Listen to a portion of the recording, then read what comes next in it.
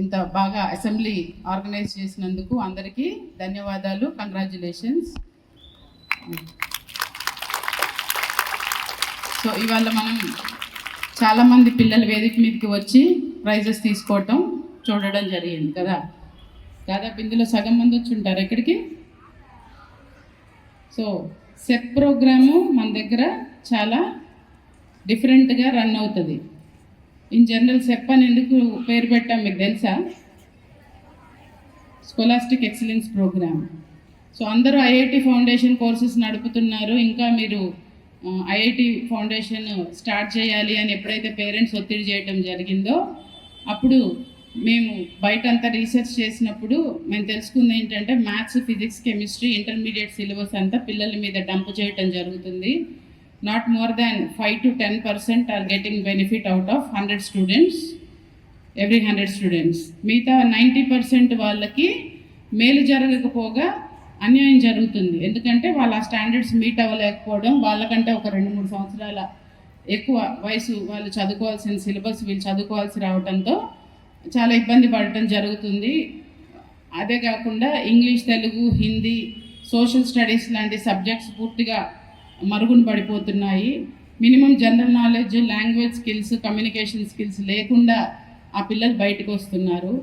మరి పేరెంట్స్ ఒత్తిడేమో ఇలా ఉంది, ఐఐటి ఫౌండేషన్ లేకపోతే ఎలా, మా స్కూల్లోనే ఉంచాలని ఉంది అన్నప్పుడు మనము దాని పేరు స్కోలాస్టిక్ ఎక్సలెన్స్ ప్రోగ్రామ్ అని ఎందుకు పెట్టడం జరిగిందంటే అన్ని సబ్జెక్ట్స్కి ఇంపార్టెన్స్ ఇవ్వాలి.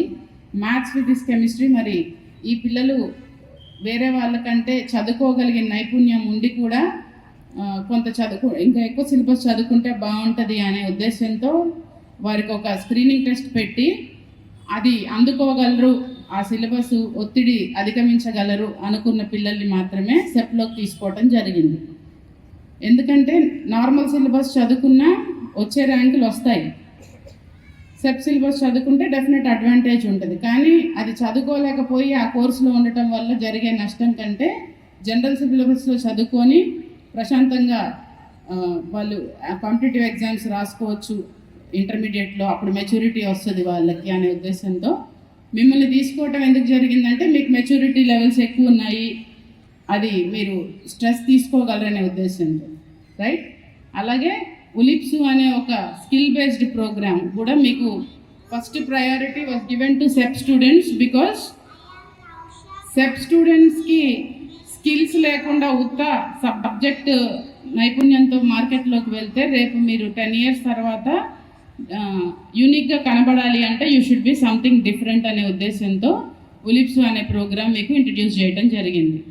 సో ఇక్కడ ఈ వయసులోనే ఫైనాన్షియల్ లిటరసీ, తర్వాత క్రియేటివ్ స్కిల్స్, అట్లాగే కోడింగ్ చాలా స్కూల్స్లో కూడా చెప్తారు. సో కోడింగ్ అనేది ఇవాళ ప్రైమరీ స్కిల్గా మారటం జరిగింది. అలాగే డిజైన్ థింకింగ్, ఏదైనా ఒక పెద్ద విషయం చేయాలి అంటే దాన్ని బిట్స్గా ఎలాగా చేసుకొని ఒక పెద్ద ప్రాజెక్ట్ తయారు చేయాలి.